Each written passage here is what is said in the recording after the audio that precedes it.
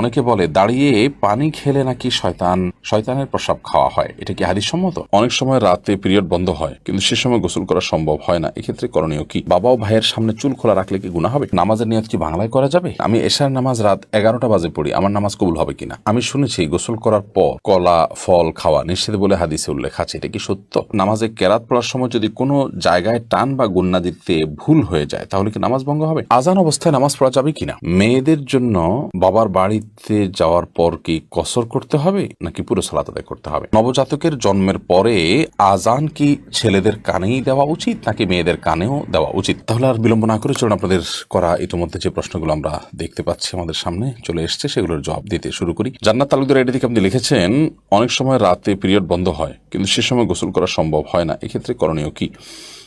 আপনি পরবর্তী সালাতের ওয়াক্ত হওয়ার আগে আগে গোসল করে ফেলবেন। ওমর ফারুক আপনি লিখেছেন, আমি শুনেছি 3 বার বিসমিল্লাহ পড়ে কাপড়ের কোনা ধুলে পুরো কাপড় পাক হয়ে যায়, এটা কি সঠিক?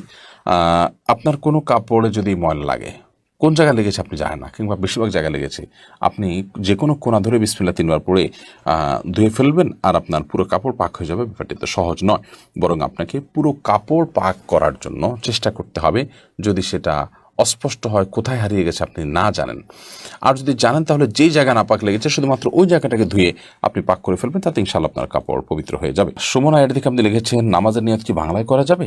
নিয়ত মানে তো মনের ইচ্ছা, মনের যে ইচ্ছা, মনের যে টার্গেট, মনের যে লক্ষ্য, আপনি কি নামাজ পড়ছেন, কোন সময় পড়ছেন, এটাকে উপস্থিত করতে পারা, এটাকে জাস্ট আপনার মাইন্ডে আপনি হাজির করলেন, মুস্তাহাজার যেটাকে বলা হয়, সেটাই যথেষ্ট।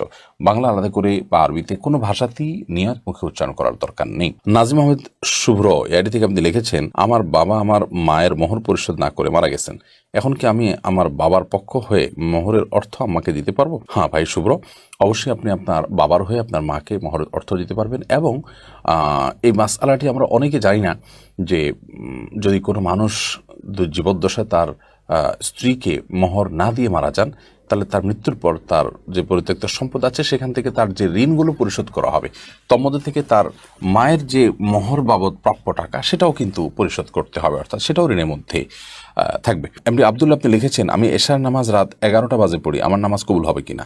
এশার নামাজ রাত 11টা পড়লে সেটা হয়ে যাবে। বিশেষ করে রাতের 1/3 পর এশার সালাত আদায় করা উত্তম। মধ্যরাতের আগ পর্যন্ত এশার নামাজ পড়া জায়েজ। মধ্যরাতের পরে যদি কেউ ভোরাতেও পড়ে তাহলে সেক্ষেত্রে সেটাও জায়েজ হতে পারে নিরুপায় ব্যক্তির জন্য। সচরাচর কোনো ওজর ছাড়া মধ্যরাতের পর পর্যন্ত এশাকে নিয়ে যাওয়া উচিত নয়। এখন এই মধ্যরাতটা কয়টা বাজে হবে এটা আপেক্ষিক বিষয়, কোনো মৌসুমে কোনো দেশে এক সময় হতে পারে, অন্য দেশে আরেক সময় হতে পারে। আমাদের